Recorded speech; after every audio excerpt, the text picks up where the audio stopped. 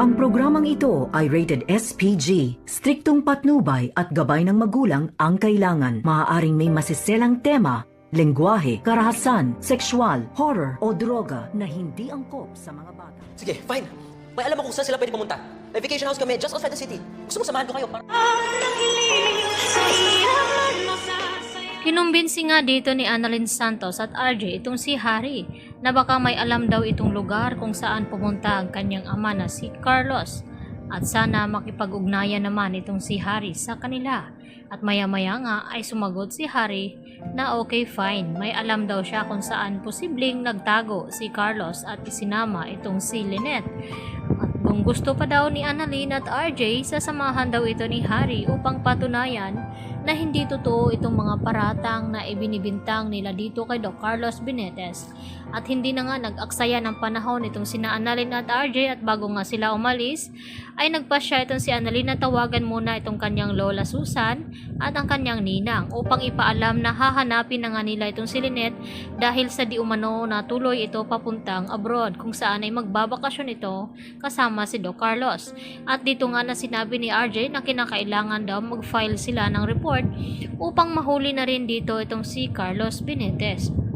Dahil sa mga kumakalat ngayon ng mga ebidensya laban sa kanya, lalo pat may katunayan at nakita na nila ni Annalyn itong katawan ni Irene, kaya hindi na nga makakatakas at makakalusot pa itong si Carlos Benitez dito kina Annalyn at Lynette. Samantala, hindi nga nagtagumpay ang ginawang pagtakasan na dito ni Lynette dahil agad din na nahabol ito ni Carlos at mas hinihigpitan pa ang pagbabantay ni Carlos dito kay Lynette upang hindi siya makatakas at makasigaw. Kaya hindi lang tali ang ginawa ni Carlos dito kundi binusalan niya pa itong bibig ni Lynette upang hindi nga makahingi ito ng tulong at hindi sukat akalain ni Lynette na ganito pala ang kanyang mararanasan sa piling ni Carlos.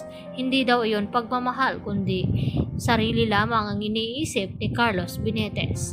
At hindi na rin tumitigil itong mga pulis sa paghahanap kung saan nila malalaman kung saan lokasyon itong nagtatago si Carlos kasama si Lynette, kaya agad na hinahanap nila itong si Carlos at hindi naman na abala dahil nalaman nila agad kung saan ito nagtatago at agad ibinalita dito kay Annalyn at RJ na alam na nga daw nila itong lokasyon kung saan pwedeng itago ni Carlos itong si Lynette at sumama na rin itong si Harry dahil gustong patunayan ni Harry sa kanila na mali ang kanilang sinasabi tungkol sa kanyang ama. Bago nga umalis, dito naman dumating itong si Zoe at nagpresenta dito kay Harry na kung pwede sumama daw siya dito sa kanila dahil gusto niya malaman na kung nasaan nga ba itong si Carlos.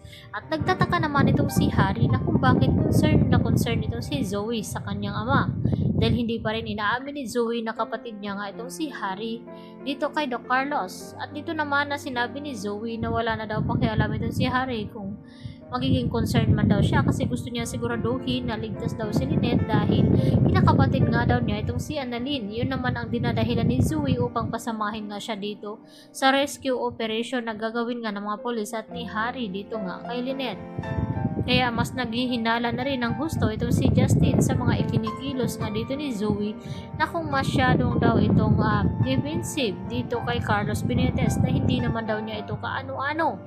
Kaya ang sunod na imbestigahan ni Justin ay itong si Zoe at Carlos kung ano nga ba ang namamagitan sa kanila. Kaya yan naman ang ating patuloy na aabangan, ang mga revelasyon na malalaman tungkol kay Zoe at Carlos. Yan lang po at marami pong salamat muli sa inyong pakikinig.